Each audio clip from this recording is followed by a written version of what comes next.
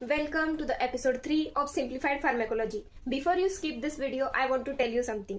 प्रत्येक फार्माकोलॉजी टर्मचा एक्सप्लेनेशन मी मराठीमध्ये सुद्धा देणार आहे. So let's start.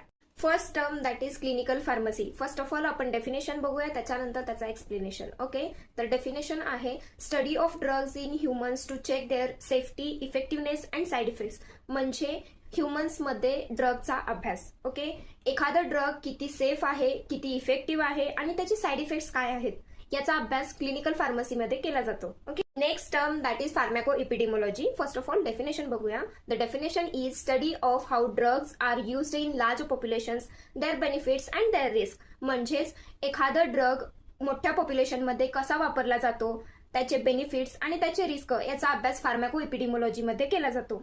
Done for today. If you find this video is helpful for you, like, share, comment and subscribe or follow to this channel.